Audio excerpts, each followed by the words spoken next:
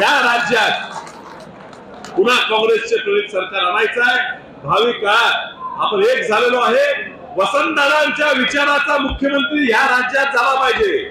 सांगली जिल्ह्याचा माणूस पुन्हा मुख्यमंत्री झाला पाहिजे। सगळ्यांना लावा लागणार आहे। भाजपचा आपण पराभव करू शकतो, या धनशक्तीचा पराभव करू शकतो, या वाकड्या राजकारणाचा पराभव करू शकतो, या जातीवादी लोकांचा पराभव करू शकतो। हे तुम्हाला सगळ्यांना कळलं। या ठिकाणी मिळत शहरातला मुस्लिम समाज असेल, बौद्ध समाज असेल, सगळे समाज, मागासवर्गीय समाज असेल, या सगळ्यांनी धाडसाने या ठिकाणी बाहेर येऊन मतदान केलेलं आहे। याची जाणीव आम्हाला मोठ्या समाज, धनगर समाजाचे कार्यकर्ते असतील, त्या सगळ्यांनी आज वाईटपणा स्वीकारून सुद्धा या ठिकाणी आपलं काम केलं। मिरजपूर भागात सुद्धा जैन समाज मोठ्या प्रमाणात आहे, शेतकरी वर्ग आहे, त्यांच्या सुद्धा अडचणींकडे काय सातत्याने दुर्लक्ष होते।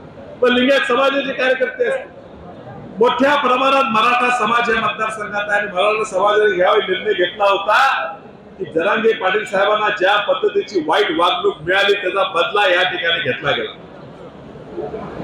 फडणवीस साहेबांनी जी फसवणूक केली, अजूनही आपल्या मतावर डल्ला मारण्यासाठी थापा मारण्याचं काम केलं, ते कुठे फोडलं पाहिजे, यासाठी आपण सगळे एक झालेलो आहे। या येणाऱ्या विधानसभेत सुद्धा या सांगली जिल्ह्यात 4 ते 5 आमदार हे काँग्रेस पक्षाने निवडून या राज्यात पुन्हा काँग्रेसचे प्रणित सरकार आणायचं आहे।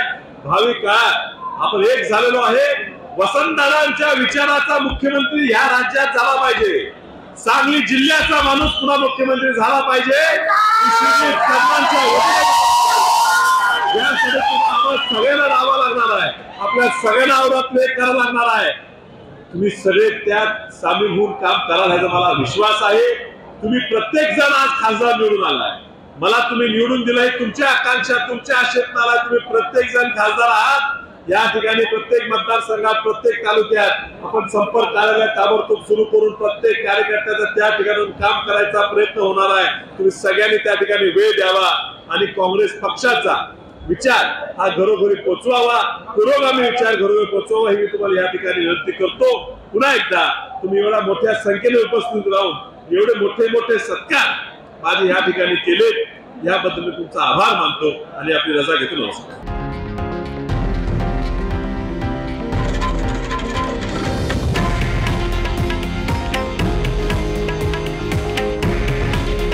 हे आहे देशातील नंबर 1 न्यूज नेटवर्क आणि आपण पाहत आहात TV9 मराठी। काळजी तुमची, हित महाराष्ट्राचं।